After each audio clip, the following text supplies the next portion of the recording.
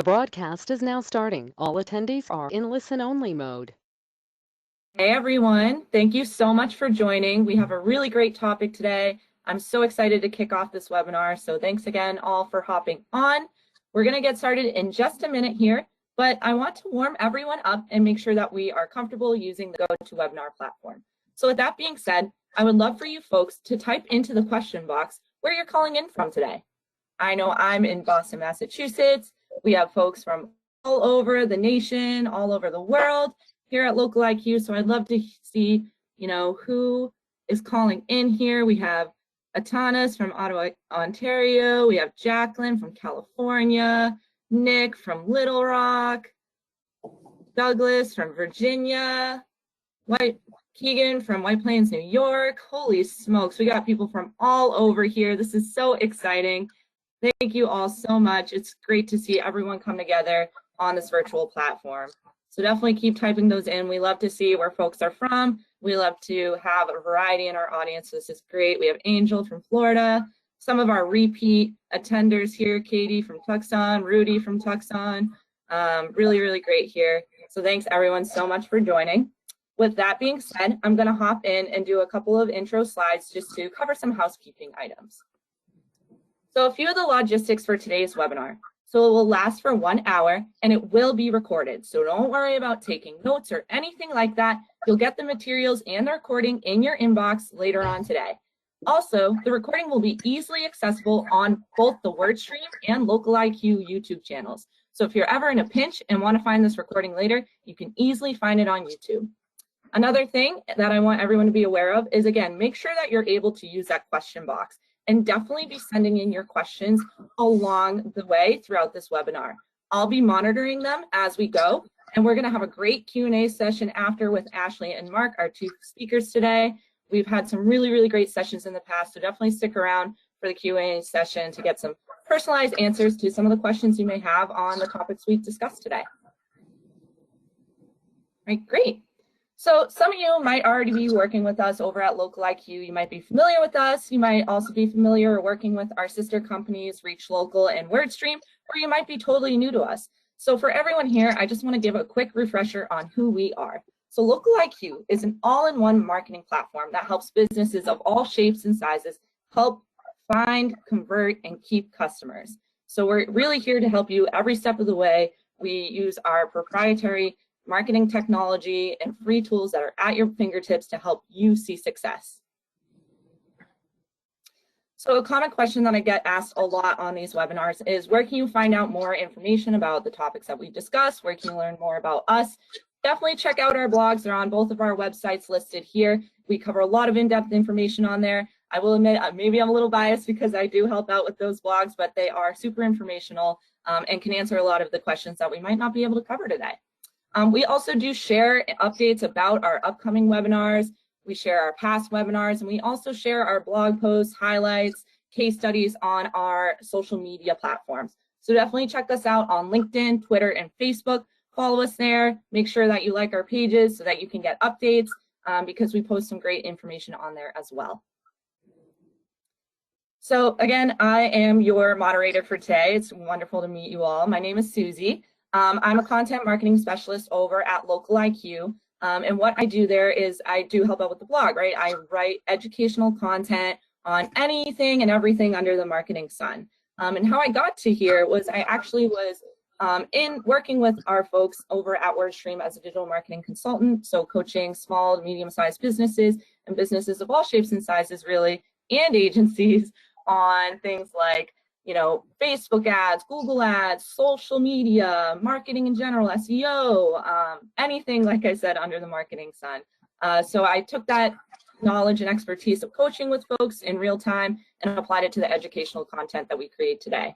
A fun fact about me is I'm based out of Boston. It's kind of a bittersweet time for me because my favorite season is actually winter. I love to go skiing on the weekends, and we just closed out the mountain this past weekend, so a little bittersweet, but that's a little bit about me. Hi everyone, I'm Ashley Brown. I've been working with Reach Local for almost 10 years now. I've had the opportunity for some amazing experiences in that time, including winning a trip to the 2014 World Cup in Brazil with Google, which is pretty cool. I've worked with almost every type of business you can think of. It keeps me on my toes, and I love helping them grow so they can focus on what they love to do. And I guess a fun fact about me, in my former life, I was a NCAA Division I rower at the University of Washington in Seattle.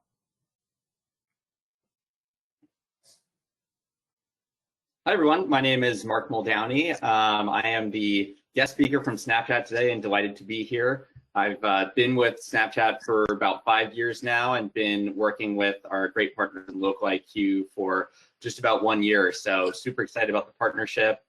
Really looking forward to connecting with you all today. Great, super excited to have both of these amazing speakers on here. Thank you, Ashley and Mark.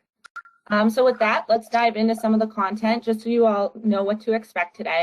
What we'll be covering is we're first going to set the social stage. So what does social media look like today in 2022? What are some of the most popular social media platforms? And then we're going to get to know those platforms a little bit more in depth. So we're going to go into some of the details about what's hot today, this year, and in the coming years. And then we're going to hear from our wonderful guest from over at Snapchat, Mark, and he's going to talk a little bit more in depth about Snapchat. So I'm super excited to hear what both of our wonderful speakers have to say today. So something I love to do, if you've attended any of our past webinars, you know I love to keep folks on their toes and make sure everybody's warmed up and ready to go. So I want to ease you guys into this webinar. I want everyone to type into the question box, what social media networks do you use? Not what your business uses, not what your friends use. What do you use to get news updates, to connect with friends, to share what you're doing in your life? I know for one, I definitely use Snapchat. I definitely use Instagram, probably a little more than I should. I use Facebook, all sorts of stuff. So let's see what some of the platforms our visitors here have used before. So I see some folks typing in that they've used Facebook a lot. I'm seeing some folks using Snapchat, Twitter, definitely on there. I use Twitter a lot for work. That's great. Wow, this is pouring in. This is awesome, you guys.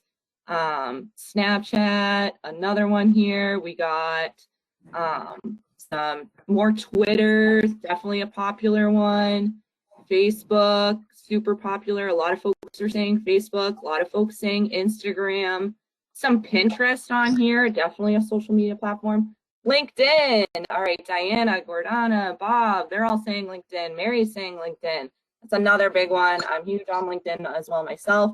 So as we can all see, social media is no stranger to any of us here, right? We use it in our daily lives, so our businesses should use it as well. And with that, I'm going to hand it off to Ashley. Thanks a ton, Susie. So yeah, let's start by kind of setting that social stage, if you will. At the end of the day, as you all just showed in the poll answers, we're all consumers, spending time, maybe too much time, on our devices and social media platforms of choice. So how do you harness that to grow your business? Well, that's why we're here today. We want to focus on how to use social media to your advantage. So about 80% of customers engage with brands on social media, but not all social media platforms are designed for this. Some are purely for instant messaging like WhatsApp, Facebook Messenger, WeChat. But today we're going to focus on the top platforms that marketers are having success with. As you can see, over 70% of marketers have seen positive results from social media marketing, including everything from more followers to increased website traffic and sales. So what are they doing right? Well, I think it's important to first take a step back and look at the consumer journey. As you can see here, it is more complicated these days than ever before. So that's why it's so important to understand where your ideal customers are spending time and build a thoughtful strategy that allows you to be in front of them not only at the right time, but in the right places with the right message. Social media is a powerful tool, but to make it a valuable asset for your business, you can't just use it aimlessly. First, as I said, you need to understand which platforms are the best fit for your ideal customer, and then you need to set social media goals, especially those that will contribute most to the overall success of your business. So let's get a lay of the land first. Who are the big players in the social media landscape these days? You know, we've got Facebook with close to 3 billion active monthly users, followed by Instagram with 1.5 billion and TikTok with another billion.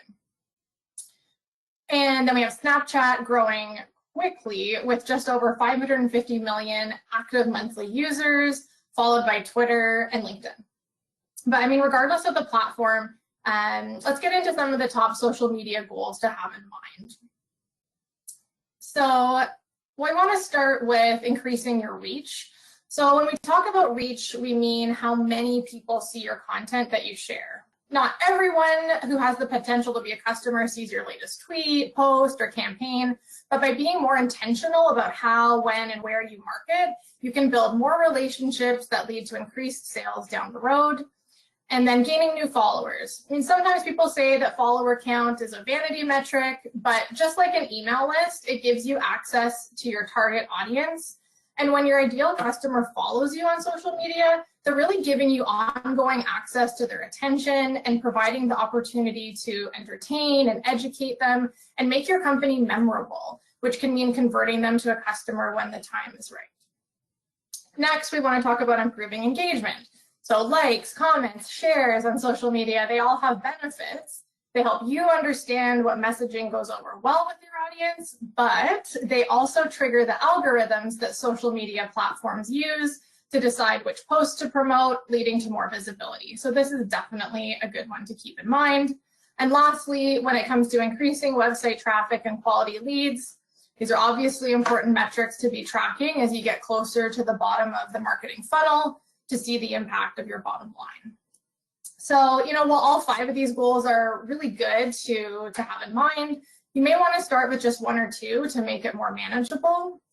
But now that we have some of the goals to help us measure our success, we want to dive deeper into these top platforms one by one. So first up, we've got Facebook. Facebook has been, you know, most popular for local marketing. It's right up there with the Google Business Profiles, one of the top local directories. About 60% of Facebook users visit a local business page at least once a week. So think of your page as a tool to inspire, educate, entertain, and really build relationships with your customers. While your business page, you know, is a popular hub for those that know about your business already, the organic reach on Facebook is a bit low. I mean, especially compared to their sister platform, Instagram. So this means that an advertising strategy on Facebook can be really vital in order to expand your reach. And, you know, the largest demographic on Facebook is still 25 to 34, but the fastest growing demographic on Facebook is actually 65 plus, which I feel often surprises people. That 65 plus demographic grew by 25% in 2021 alone. So, I mean, overall, the best way to level up your Facebook content, both paid and organic, is to leverage video. But I do want you to keep in mind that about 85% of Facebook users watch video without sound. So be sure to tailor your content accordingly, and no matter what content you're posting, consistency is always key. So next up, let's get into Instagram. So, you know, Instagram's been popular for both e-commerce and retail. Users' purchase intent is really high. Users are often researching or discovering new products on the platform. About 72% have reported making a purchase decision based on something they saw on Instagram. So with this being said, you know, showcasing specific products, brands, and even services you provide is a great way to increase website traffic. Instagram, as I mentioned, has great organic engagement, and a few ways to capitalize on that is to use their questions and polls features, do an AMA, ask me anything, to get your customers engaged. You can also run contests to increase followers and leads. And finally, you can also leverage hashtags. You know, roughly 9 or so per post is a good place to start, and you want to use a combination of kind of generic and longer tail specific hashtags. Next up, let's talk a bit about Twitter. So Twitter has been popular for news, but also customer service. The direct connect nature of Twitter has made it a go-to channel to reach out to brands. About 2 out of 3 people chose Twitter as their preferred social media channel for customer care. And because Twitter is such a popular platform for news, it means that sharing industry-related news and engaging in industry-specific conversations can have a really positive impact on your overall reach.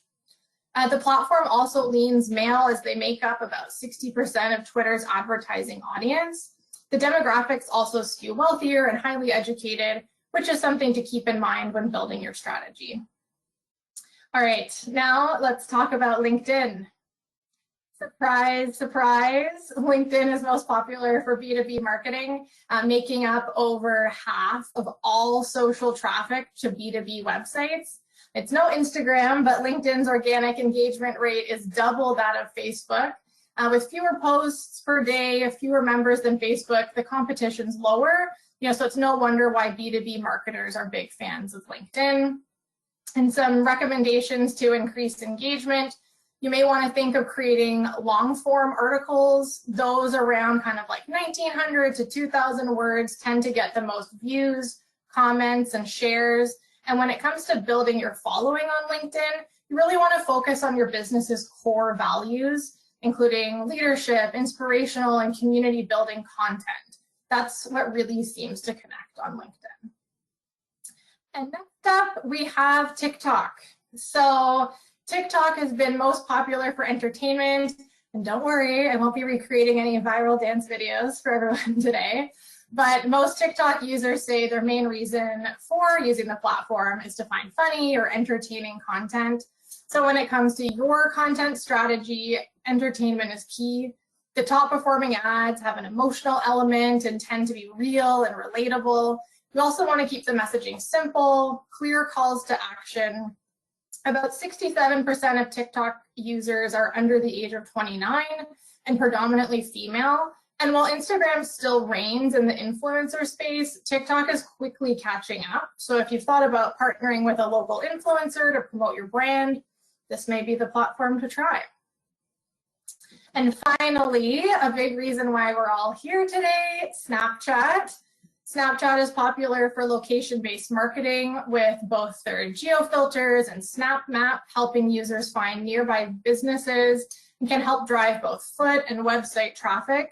Over 250 million users access the Snap Map on a month. So it's 5% of all 13 to 34-year-olds in the US. So, while we said to focus on content for those watching video without sound on Facebook, when it comes to Snapchat, about 64% of videos are watched with sound. So it's a great opportunity to use music or other audio to create a more immersive experience. And to drive more leads, you may even want to try using their swipe to call feature. But I'd say that's probably enough from me about Snapchat. Why don't we hear directly from the source? Mark, I will pass the mic to you, and why don't you take it away? Perfect. Thank you, Ashley. Really appreciated your section. Very informative. I was learning a lot of new things there that were very interesting. So thank you for having me on today. It is such a pleasure to be connecting with the Local IQ customers that we have on the line. Before I want to begin, I want to thank Local IQ for the opportunity to connect with you all today. Local IQ, as our first sales partner in North America, have been fantastic partners to us, and our team at Snap has been so encouraged to see the ways they go above and beyond for the customers they work with. I really can't say enough about the partnership, and we're only in year one. Today, I want to cover two main topics. I'll start with our audience, or Snapchatters as we call them. It's important for businesses to understand who is using Snapchat and what their behaviors are in order to best connect with potential customers. From there, we'll dive into our advertising offering and how you can begin connecting with our audience. One of the biggest trends we've seen in the past 5 years is a shift to visual communication. I think this side-by-side does such a great job of explaining why so many millennials and Gen Zers enjoy communicating with pictures and videos instead of texts or calls. On the left, you have the traditional text message, and on the right, you have a snap sent from someone to their friend. Sending snaps allows users to communicate all of the info in a text in a more fun and creative way. And best of all, it's quicker than sending a text. In this one simple snap, so many potential text follow-up questions are already answered. Who's there? Is it nice out? What are you wearing? Do I need to get dressed up? Speed, ease, and creativity are key pillars of why people love Snapchat. On Snap, users are empowered to be their true self, taking snaps in the moment and not spending time overly touching up their pictures. Other apps may make sense to share your absolute highlights of life, graduations, weddings, those times when everyone is all dressed up. But Snap is for the everyday, real-life moments. Why does this matter? Because we feel an environment where users feel they can relax being their normal selves. Snapping those everyday moments is a big reason why they open the app 30 times per day. These moments simply happen more often. This user experience, along with our industry-leading trust and safety guidelines, has propelled Snapchat to grow at a significant rate. 5 billion snaps are sent every single day. This one is always tough for me to wrap my head around, just a crazy number. Snap's growth continues to accelerate as we are constantly innovating to unlock new ways for people to use our app and for businesses to tap into this audience.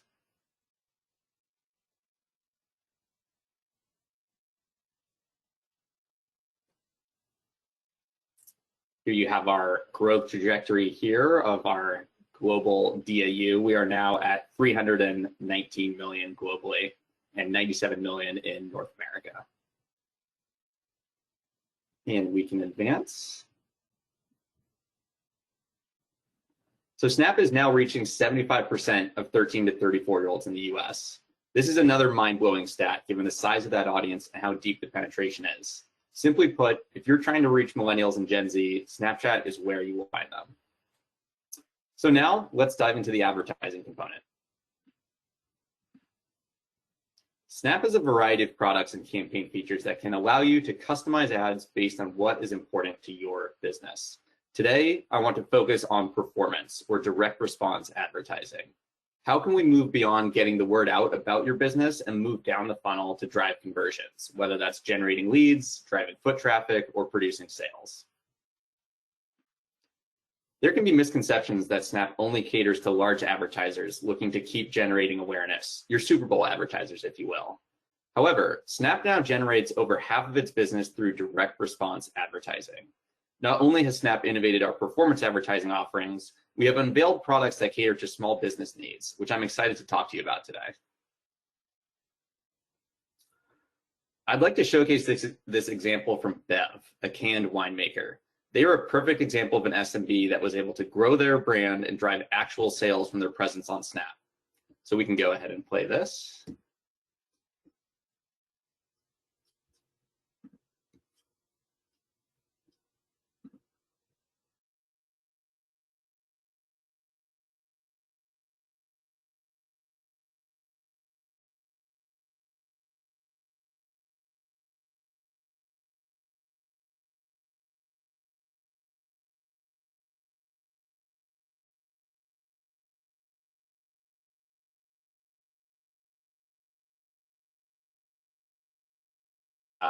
Hopefully we can get that video, but we'll get that up and running for you or send it out if we can't pull it up, but no worries.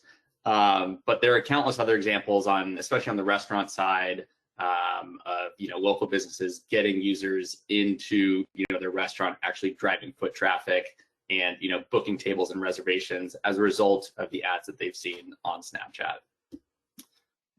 Okay, single image or video ads. So let's talk about our ad products now. These single image or video ads, or Snap ads as we like to call them casually, will appear between stories posted by your friends. Strong creatives will have a clear value prop and a call to action. We find Snap ads are best designed for highlighting bestsellers, new products, or limited time sales. We're often asked, which industries does Snap advertising make sense for? At this point in time, Snap's investment in direct response products has enabled an incredibly wide variety of businesses to achieve success on Snap. On the right, you'll see some of the calls to action we can drive users towards. Today, I'll highlight two that I feel are particularly impactful. Let's start by talking about Swipe to Call. Swipe to Call is one of our recent releases for SMB advertisers. Calling is one of the quickest ways for a user to obtain information about a business. Speaking directly with an employee can help in finding information that might not be readily available on the website, like confirming if a store has inventory in stock, checking appointment availability, confirming holiday hours, and many more custom queries. In this example, I might call Worldwide Cyclery to see if that bike comes in red, which locations it's in stock, and whether they have any sales coming up. Next, we'll talk about lead gen. Lead generation has been really popular for advertisers on Snapchat recently. Here, you can have users submit an auto-populated form and download that information right from Ads Manager, or have your local IQ rep send it directly to you, which is probably easiest.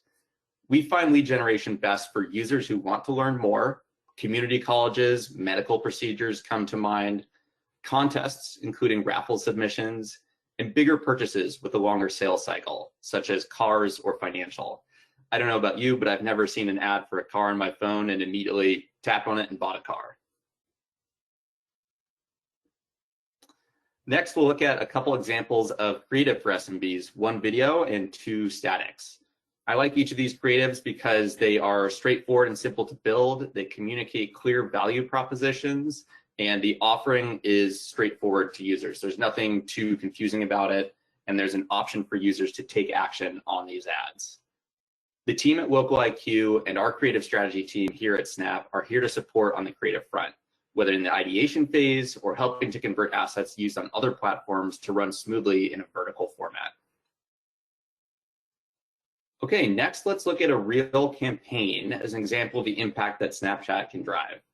So Truff, my personal favorite hot sauce, came to Snapchat looking to drive sales of their bottles. As such, together we decided that optimizing for purchases made the most sense for their campaign. As you can see, this led to significant reductions in cost per purchase. Snap and the Local IQ team are here to support in expediting creative production and determining which optimization tactic is right for you.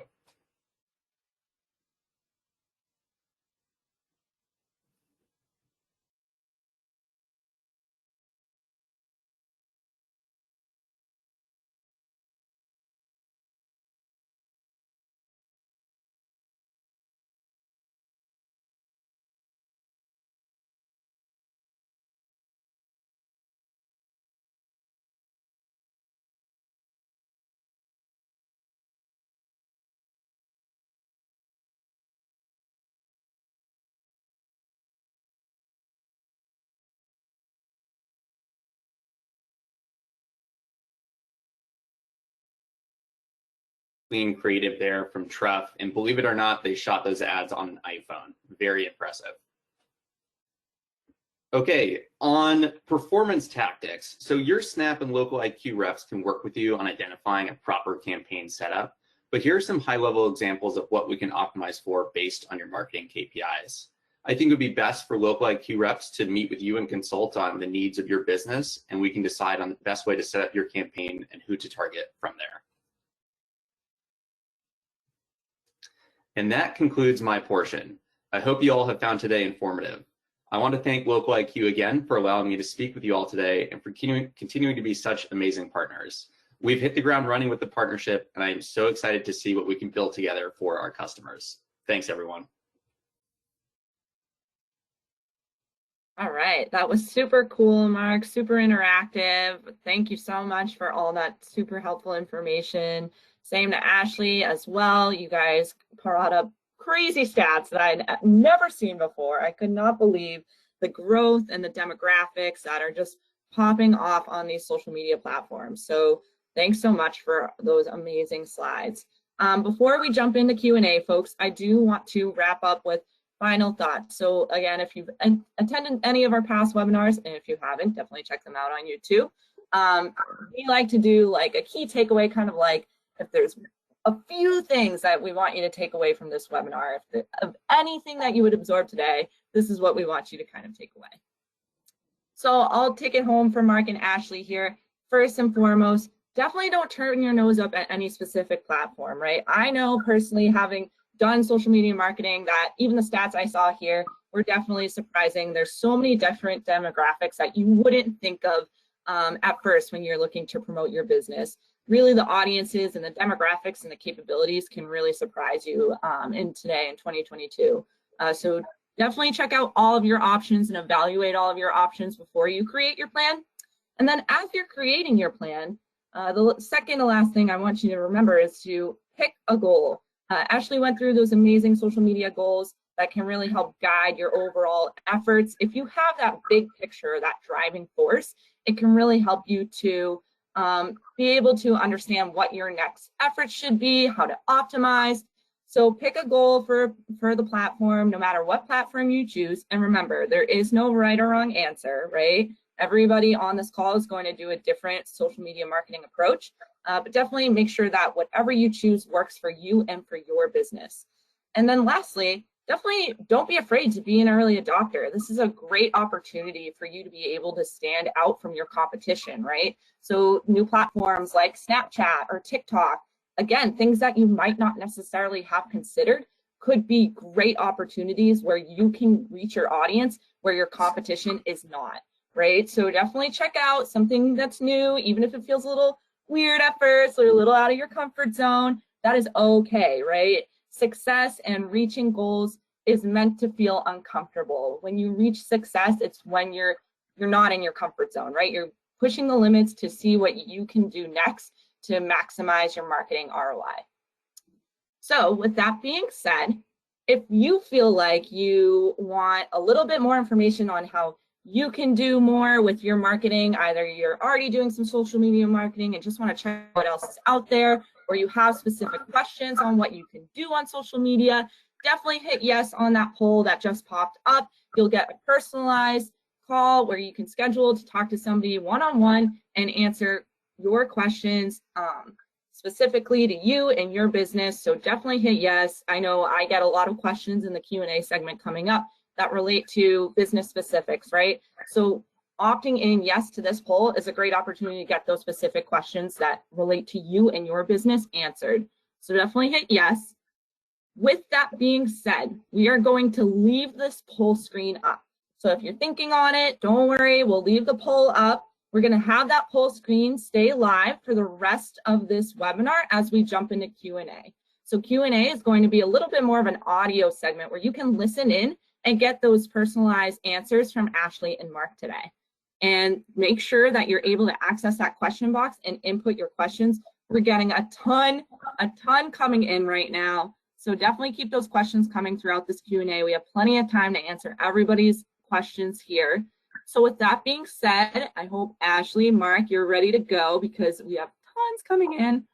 And with that, I'm going to start off with a question for Mark since we just heard from you. This is a really interesting question from Douglas.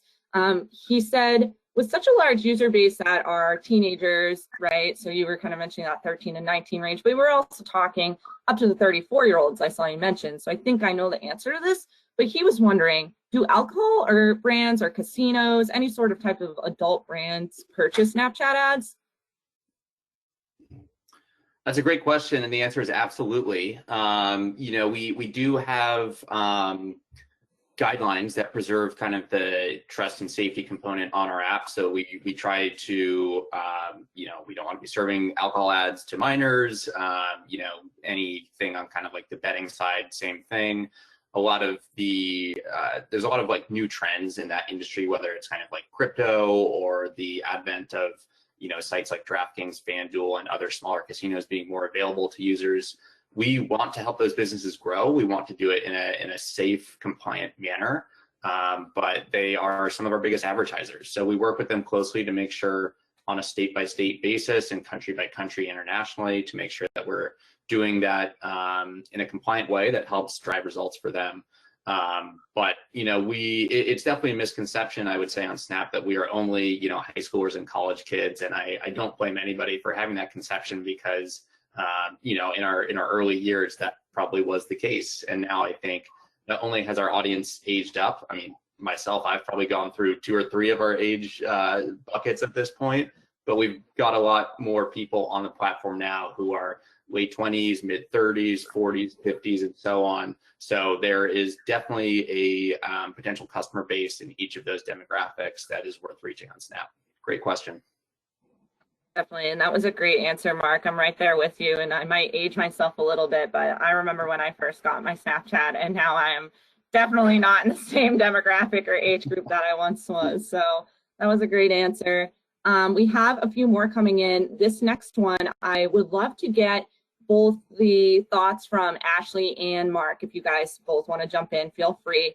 Kind of an interesting question.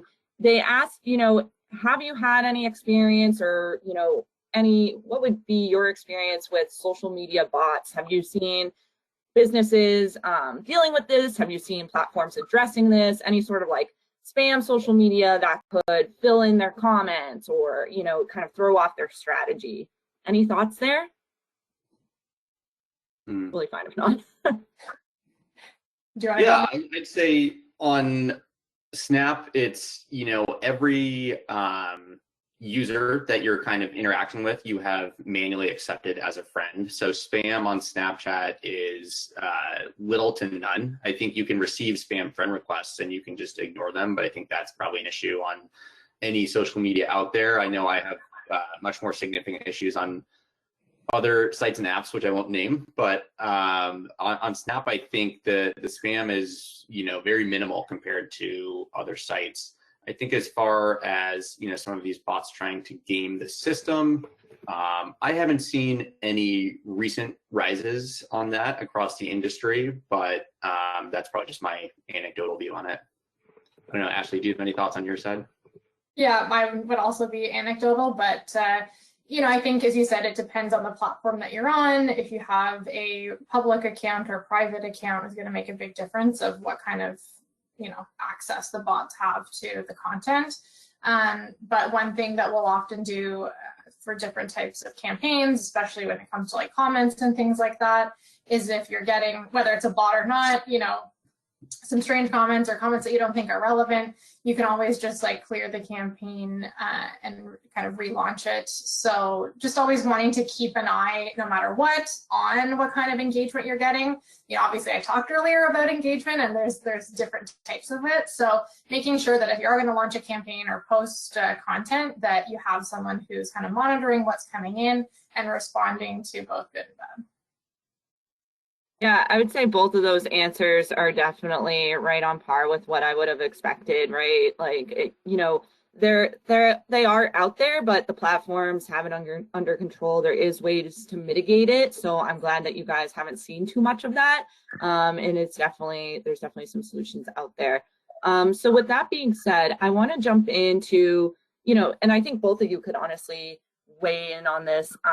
Someone asked if there's a way, like, how would you recommend, let's say I'm totally new to social media, maybe totally new to Snapchat or any of the platforms that Ashley talked about, and I want to get started on social media marketing. What would you say, like, could be my realistic first steps? What should I start to look at? How would I start?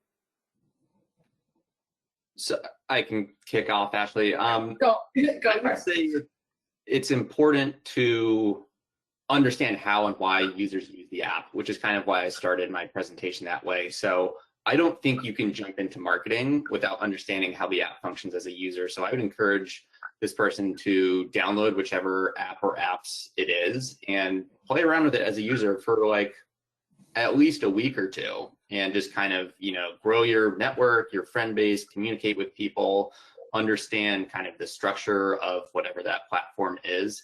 And then you kind of understand through your own experience, okay, here are the ads that I've seen here that seem to work for me. What about them is working? Is it the format? Is it the product? Is it something about the creative? And then begin thinking about, how that could possibly appeal to your customer base. So that's probably how we get started. I think put yourself in the shoes of the customer as you would with any business. And I think that's kind of a good way to grow your knowledge of social media marketing. Yeah, I totally agree. I think you got to walk a couple miles in the shoes first. And, as you said, kind of seeing what ads stick out to you and, what worked with them, what didn't. But I think also, focusing on, of all the kind of goals that we talked about at the beginning, thinking about kind of that increasing your reach, increasing the followers, increasing engagement. Those are probably, for if you're just starting out, some of the metrics that will apply a little bit more as you grow your presence. And then you're through that process, you're going to get a lot of feedback. As I said earlier, when you do post something or when you do, run an ad, what is working, what's not working, a lot of A/B testing of, okay, well, this worked, but this didn't, so let's try a little bit of this over here.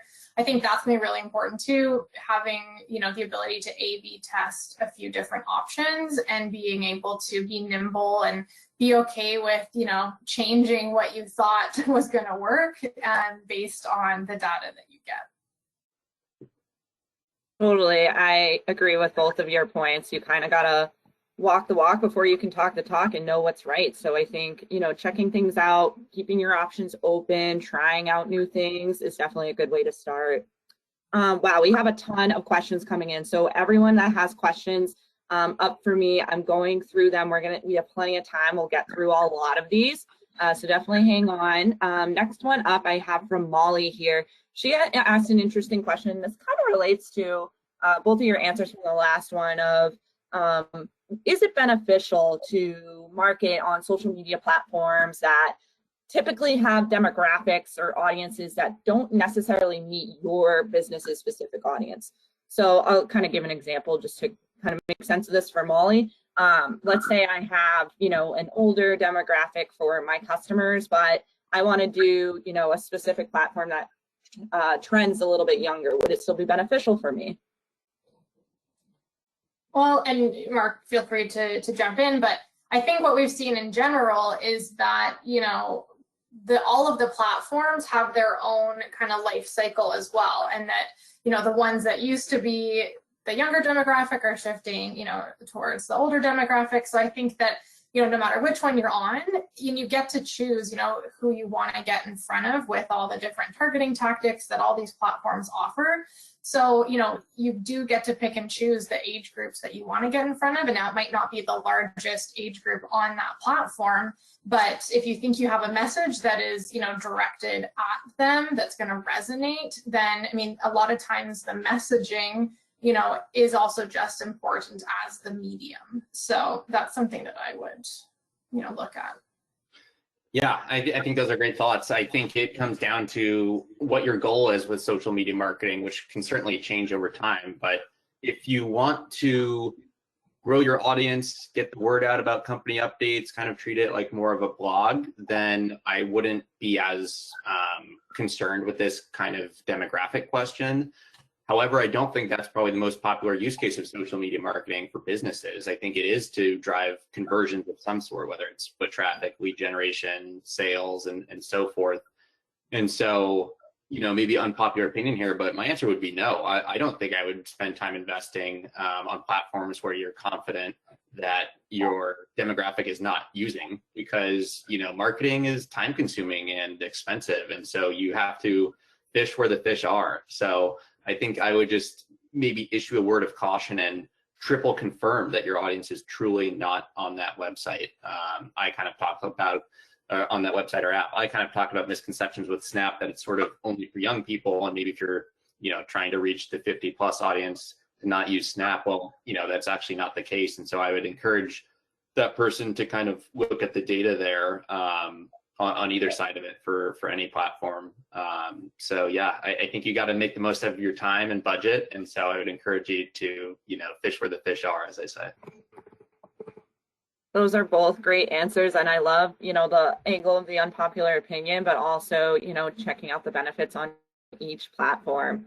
This is awesome, you guys. Really, really great Q&A session. For the folks typing in questions about that are very industry specific or about their business, I just want to mention again, definitely opt in yes to that poll so that you can have your specific industry specific questions answered, because of course we don't have time to answer everyone's question today. With that being said, I do have another, we have a whole set of more great questions coming in, but the next one I want to ask is from Doug. This is interesting because I think one of the key takeaways that you guys had mentioned today is that video is kind of a big component of pretty much all platforms these days.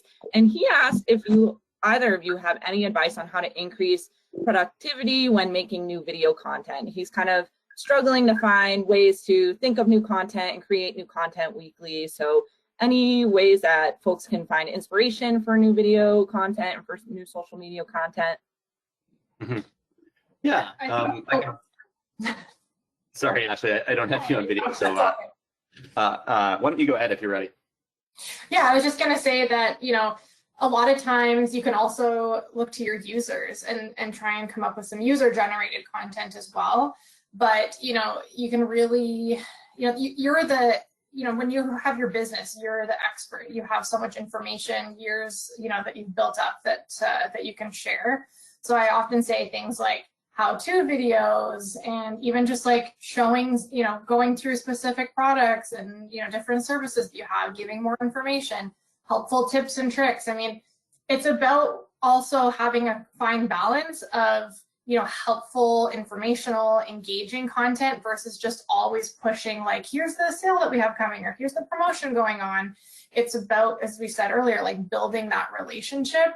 So really kind of any informational content that you can think of, you can go to Google and see kind of what the top questions are, maybe in your industry. And as I said, film some how-to content around that.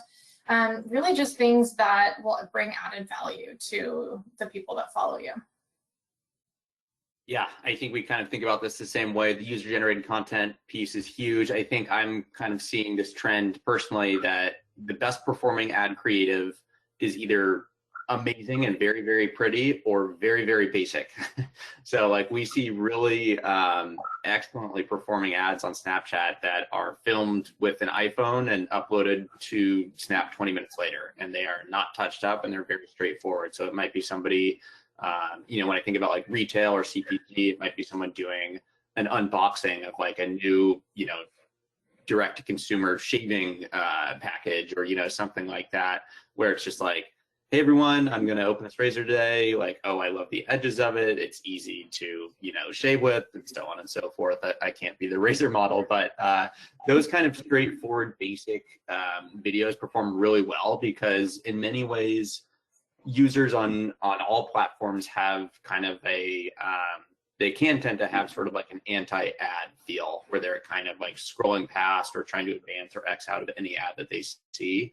And so these kind of, you know, creatives that they see that are filmed on a phone don't immediately strike the user subconsciously as an ad. And so they kind of tend to watch it a little bit longer, and then their curiosity grows, and then they might, you know, take action and, you know, make a purchase or visit the store as a result of that. So I think that kind of more natural format of the simple phone filming is one to certainly take advantage of. Great. I think both of those answers are super helpful, right? Just kind of thinking to be customer first and not brand first, right? Not pushing a sale, but thinking about how you can connect with those folks that are viewing your videos, because at the end of the day, it is a little bit more intimate on social media. So you want to create that community. So I think those were great answers, you guys. Another one I just want to fire off to Mark real quick from Duncan. Can you geo-target Snapchat ads? Yes, definitely. We have a few options for that. You can pick like certain cities, states, or point radius targeting. So you can type in an address and say, I want to reach users within 3 or 4 or 5 miles of here. So yes, you absolutely can. We have a lot of information on our Business Help Center. If you Google Snapchat Business Help Center, on our targeting availability. Awesome. Great answer. Since I asked one specifically to Mark, Ashley, I'm going to bounce to you. So one specifically for you here from Amber. She wants to know, actually this is from Scott here. He wants to know, what are your experience with driving app downloads? Have you worked with folks or brands that have, you know, apps that they want to promote? You know, I think, you know, Local IQ in general it's totally fine if you haven't specifically, but I just wanted to see if you have any insights there with that specific type of conversion for apps. Yeah, I mean, I'm sure Mark would love to jump in on this question as well, because Snapchat is actually a fantastic platform to drive app downloads. It's actually one of the verticals that, you know, does really, really well. The users, you know, tend to download, you know, 1 or more apps like on a weekly basis. So I know we've seen a lot of success with promoting app downloads using Snapchat. And Mark, if you have more to add on to that, I mean, definitely feel free to chime in. Yeah, absolutely. App install is one of the most significant revenue drivers at Snap. Really popular ad product for a lot of our performance advertisers. It's, the one where we can, perhaps get one of the most technical, if not the most technical across all our campaigns on making optimizations to drive performance. So app install is really, really strong on Snapchat. We do have on our forbusiness.snapchat.com a lot of information on app install, whether it's kind of creative or campaign setup. So would encourage you to check that out, and I'm kind of happy to help out with any information there as well. Awesome. Both great answers there. I have another couple of questions. This one's more general that I want to hear from both of you, and this one's from Amber. She wants to know, how accessible is organic content to prospective or current clients on social media? So she's trying to say, does she have to invest to get seen? Like, could she rely on organic social media marketing to reach her ideal person, or does she really have to be focusing in on paid ads?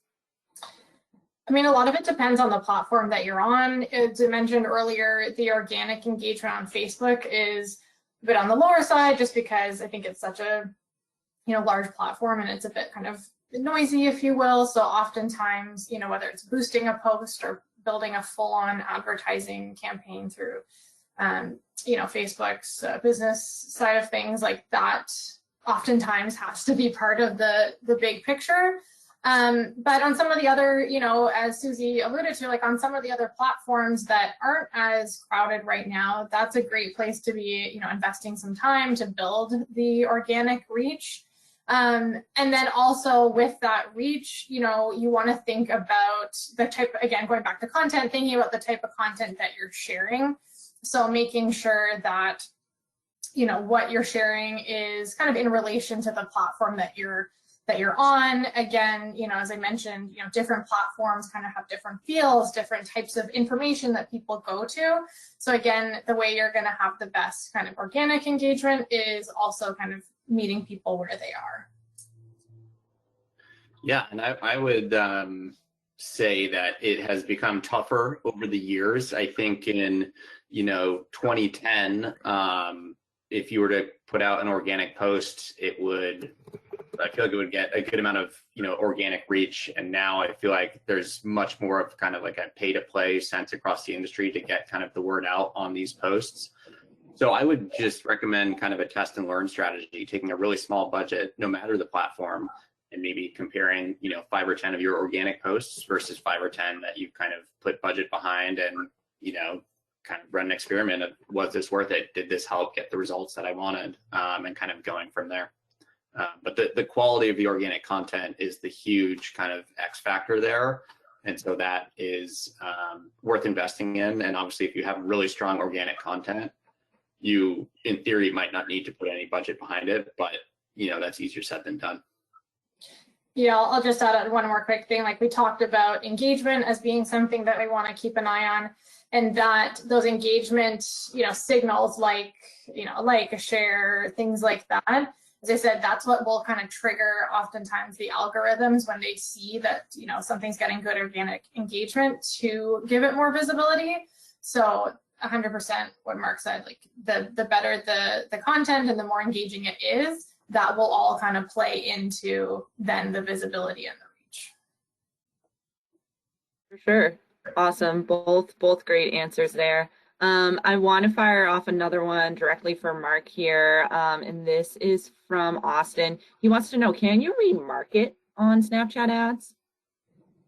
Yes, you can retarget users who have taken several actions. So we have a ton of options there. So I didn't really talk about augmented reality or our lenses today, which are kind of like the dancing hot dogs or rainbows coming out of your ears. I didn't want to kind of overwhelm people with that topic.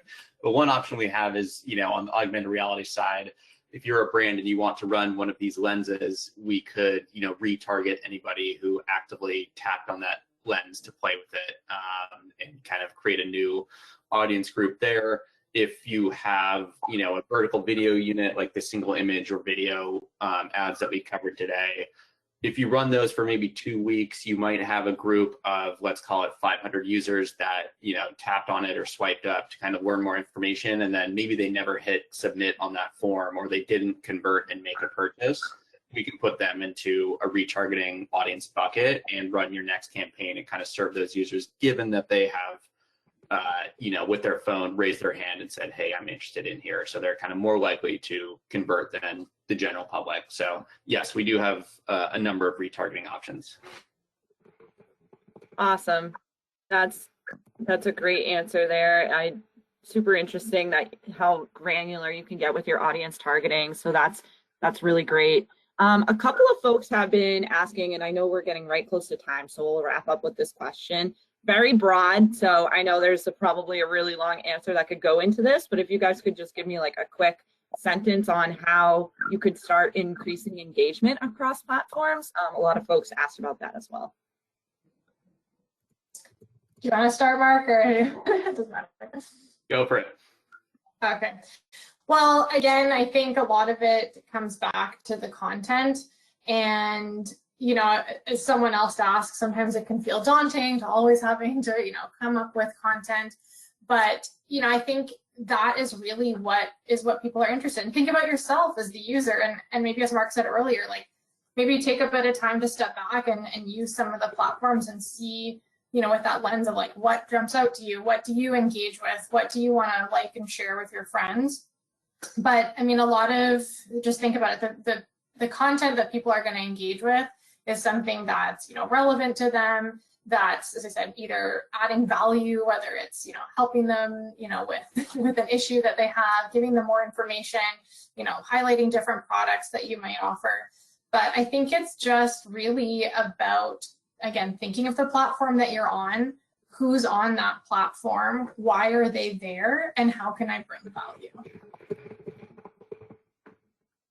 Yeah, I think on your last point there, Ashley, I think there's definitely something to be said for why are users pulling up the platform right now, and how can you sort of naturally insert your brand into that conversation? Like, we've been pretty protective at Snapchat of how we, input ads into the user experience. Like we will never have ads, between a one-to-one user kind of conversation, because like our CEO, Evan, has kind of been on record saying, it sort of feels like you're in a private conversation with somebody and a third person just barges in and is kind of interrupting, and it's kind of like, whoa, we were having a conversation here. So you need to think about ways to naturally insert yourself where it's not disruptive and cater to, what that person is looking for, like whether they're browsing, retail products, whether they're looking for somewhere to eat, and kind of give them the content that can help them make that decision, whether it's, more up-to-date photos of, what the special of the day is if you're a restaurant, or the new hire at your business if you're kind of a health clinic. Keep people updated and current on what's going on. Try and avoid recycling some of the same kind of stock photo content, and then try and perhaps work with other businesses and work with them on their posts, do things together, put on like real life events to kind of get people together. Would be a couple of the options that might come to mind for me. Awesome, for sure. That was a great ending note from both of you, just getting into the mind of the customer and thinking about what they would want to see on social media to increase their engagement. So that was awesome. Really, really great webinar today, you guys. Thank you everyone for joining, and for everyone who stayed on and asked such amazing questions. Thanks for amazing speakers. Ashley, Mark, you guys were great. Again, this recording will be sent out along with the materials later today, and you can find our recording on the Local IQ and WordStream YouTube as well. So thanks again, everyone. Looking forward to our next webinar next month, and have a wonderful day. Bye, everyone. Thank you. Bye.